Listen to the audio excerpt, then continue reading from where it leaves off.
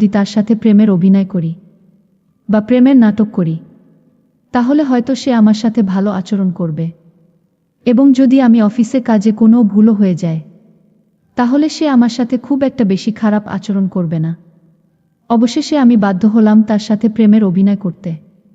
কিন্তু এই অভিনয়টাই যে আমার জীবনে কাল হয়ে দাঁড়িয়ে যাবে, সেটা আমি কখনো কল্পনাও করতে পারি নাই। যাই হোক বন্ধুরা, এরপর থেকেই তার সাথে প্রেমের অভিনয় আমার শুরু হয়। সে আমার দিকে যখন রোমান্টিক মুডে তাকিয়ে থাকত, আমিও তার দিকে তাকিয়ে থাকতাম। সে যখন আমার দিকে রোমান্টিক মুড নিয়ে তাকিয়ে থাকত, তখন আমিও তার দিকে তাকিয়ে থেকে মুচকি দু একটা হাসি দিতাম। আর আমার হাসি দেখে সে মনে মনে হাসতে থাকত এবং সে খুব খুশি হতো। আর সে মনে মনে ভাবতে থাকে, এতদিন পরে আমি আমার কাঙ্ক্ষিত উদ্দেশ্য সফল করতে পেরেছি। মনে হয় সে আমার প্রেমে রাজি হয়ে গেছে। 2 দিন পর ওই গার্মেন্টসের লাইনম্যান আমাকে বলল, শোনো বন্যা, আগামীকাল শুক্রবার, কালকে আমাদের সকলের ছুটি। আগামীকাল তুমি আর আমি পার্কে ঘুরতে যাব। অনেক মজা হবে। তুমি কি যাবা? আমি কিছুক্ষণ চুপ করে থেকে তার সাথে যেতে রাজি হলাম। কারণ আমি যদি তার সাথে না যাই, তাহলে সে ভাববে আমি তার সাথে অভিনয় করছি। তাই আমি তার সাথে একদিনের জন্য ঘুরতে যেতে রাজি হলাম। পরের দিন শুক্রবার, সে আমার জন্য অপেক্ষা করছে আর বারবার ফোন দিচ্ছে। তারপর আমি খুব সেজেগুজে খুব ভালো করে একটা রোমান্টিক মুড নিয়ে তার সাথে পার্কে ঘুরতে গেলাম। সারাদিন আমরা ঘুরলাম, অনেক মজা করলাম, অনেক কিছু দেখলাম। দেখার পর সন্ধ্যা বেলায় বাসায় চলে আসলাম। সেদিন সে আমার সাথে কিছুই করে নাই, শুধুমাত্র আমাকে যে সে অনেক ভালোবাসে সেই ভালোবাসার কথাগুলো প্রকাশ করেছে খুব বিনয়ের সাথে। তার মধ্যে আগের যে লক্ষণগুলি দেখতাম, সেটা আস্তে আস্তে পরিবর্তন হতে লাগলো। তার মধ্যে আগে যে খারাপের লক্ষণগুলো ছিল, আমি তার সাথে প্রেমের অভিনয় করার ফলে তার মন থেকে সকল প্রকার খারাপ চিন্তা ভাবনা উঠে গেল। আমি তাকে আগে যতটা খারাপ মনে করতাম, কিন্তু ওই দিন তার সাথে ঘোরাঘুরির পর আমার কাছে মনে হলো সে ততটা খারাপ না।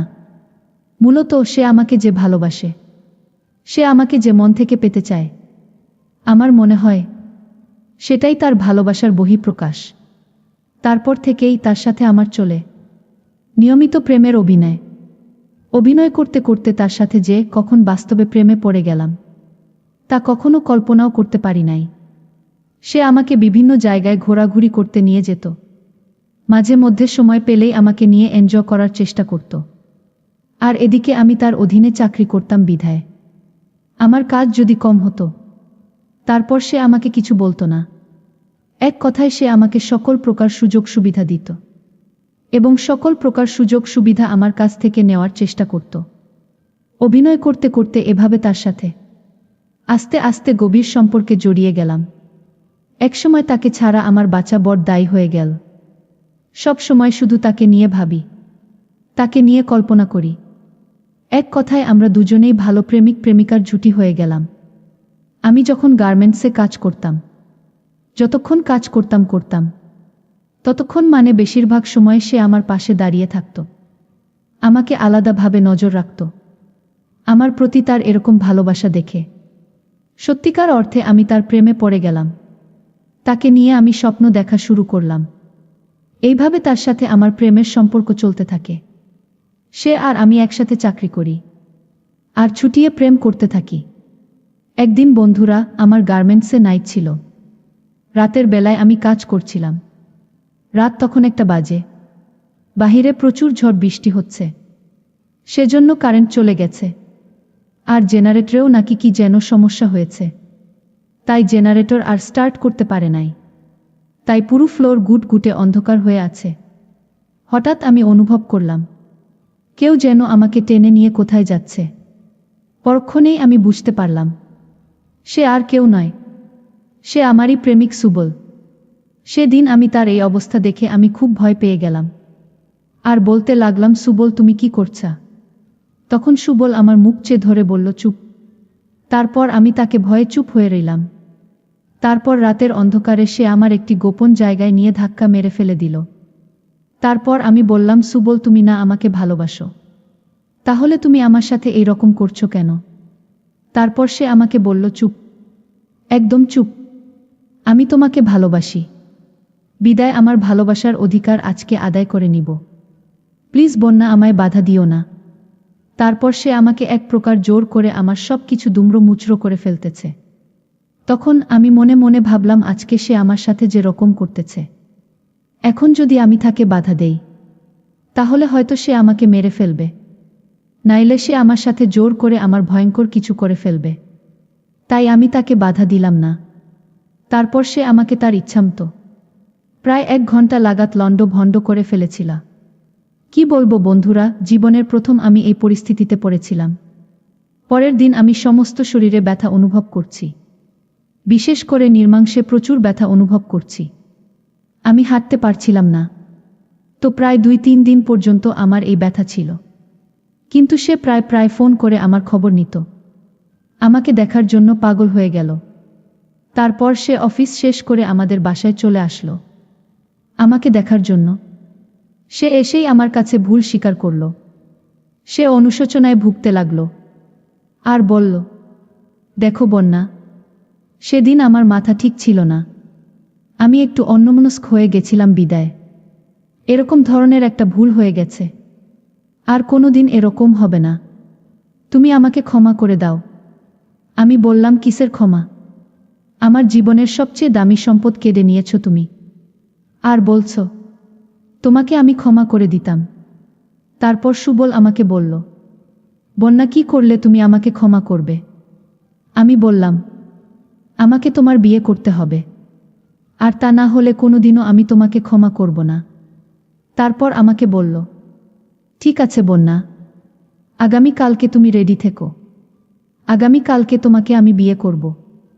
পরের দিন আমি বাবা মা ভাই বোন কাউকে না জানিয়ে আমি আর সুবল একলা একলা গিয়ে কাজী অফিসে বিয়ে করে ফেললাম। কিন্তু এই বিয়েটাই ছিল আমার জীবনের সবচেয়ে বড় ভুল। আমি তো তাকে চিনতাম না, আমি তো তাকে জানতাম না সে যে তার দেশের বাড়িতে আরেকটা বিয়ে করেছে, তার একটা বাচ্চাও আছে। সুবলের সাথে আমার বিয়ের প্রথম দিন, যখন তার সাথে আমার প্রথম বাসর হয়, সেদিনই রাত্রে তার ফোনে অনেকগুলো ফোন আসে, কিন্তু সে তার মোবাইল ফোন সাইলেন্ট করে রাখে। আমি ভাবছি হয়তো আজকে আমাদের বিশেষ দিন, বিদায় সে সাইলেন্ট করে রেখেছে। একটু পরেই সে আমার সাথে বাসর ঘরের কাজ করা শুরু করল। অনেক ভালো লেগেছিল আমার, অনেক মজা হয়েছিল। সেদিন সারা রাত আমরা কাজ করার পর সকালে সে তার বাসায় চলে গেল, আমি আমার বাসায় চলে আসলাম। এইভাবে তার সাথে আমার প্রায় 1 মাস লুকিয়ে লুকিয়ে থাকতে হলো। 1 মাস পর আমার ফ্যামিলি জানতে পেরেছিল যে সুবলের সাথে আমার বিয়ে হয়ে গেছে। তারপর আমার বাবা মা ভাই বোন সবাই আমাকে প্রথমে অনেক বকাবকি করেছিল। তারপর আর কি করবে, আমাদের বিয়ে হয়ে গেছে, এখন তো কিছু করার নেই। এক পর্যায়ে তারা আমাকে আর তাকে মেনে নিল। এইভাবে সুবলের সাথে আমার সংসার চলতে লাগলো। বিয়ের 1 বছর 3 মাস পরে আমাদের কোল জুড়ে একটি কন্যা সন্তান আসলো। আমরা সকলেই খুশি, কিন্তু এই খুশিটা বেশি দিন আর রইল না। আমার বাচ্চা হওয়ার কিছুদিন পরেই হঠাৎ একদিন এক মহিলা একটি পুত্র সন্তান নিয়ে আমাদের বাসায় হাজির হলো। সেই মহিলা দাবি করল সে নাকি সুবলের প্রথম বউ। বাবা মা ভাই বোন সকলের সাক্ষীতে সুবল তাকে গ্রামের বাড়িতে বিয়ে করেছে। বিয়ের সমস্ত কাগজপত্র ও এই মহিলা আমাকে দেখালো। আমি দেখে আমার নিজের চোখে বিশ্বাস করাতে পারলাম না। মনে মনে ভাবলাম যে আমি কি করলাম, আমি কাকে বিয়ে করলাম, যার নাকি আগে একটা বিয়ে করেছ এবং তার একটি ছেলে আছে। তারপর সেই মহিলা আমাকে বলল, দেখুন, সে আমাকে বিয়ে করেছে প্রায় 4-5 বছর হয়ে গেছে। বিয়ের পরে ভালোই ছিল।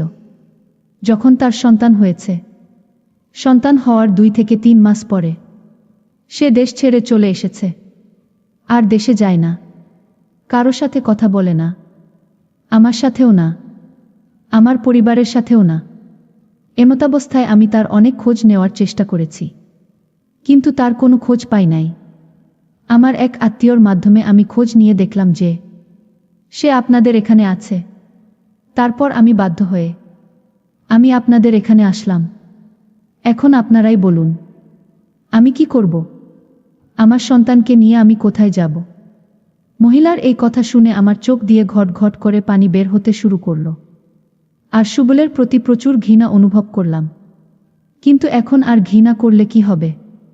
এখন যে আমি তার সন্তানের মা, তার কন্যা সন্তানের মা, চাইলেও ছেড়ে যাওয়া সম্ভব নয়। কি করব? চিন্তা করতে করতে মাথা ব্যথা হয়ে যাচ্ছে। কিন্তু এখন আর চিন্তা করলে কি হবে? যা হবার তো হয়ে গেছে, যা সর্বনাশ সবার তো হয়ে গেছে। তারপর ওই মহিলার আমাদের কাছে এমনভাবে কাকুতি মিনতি করতে শুরু করল। অবশেষে আমার তাকে মেনে নিতে বাধ্য হলো। আমার স্বামী সুবলও আমার কাছে ভুল স্বীকার করল। কিন্তু ভুল স্বীকার করলেই আর কি হবে? আমার জীবন তো শেষ। আর তাছাড়া আমার বাকি সারাটা জীবন সতীনের সাথে সংসার করতে হবে। এই ভেবে ভেবে আমি 2-3 বার অজ্ঞান হয়ে পড়ে গেলাম মাটিতে। যখন আমার জ্ঞান ফিরল, তখন আমি বুঝতে পারলাম আসলে সিদ্ধান্ত নেওয়ার ক্ষেত্রে জীবনে একা একা কোনো সিদ্ধান্ত নেওয়াই ঠিক নয়। জীবন চলার ক্ষেত্রে হয়তো কিছু না কিছু ভুল হতে পারে।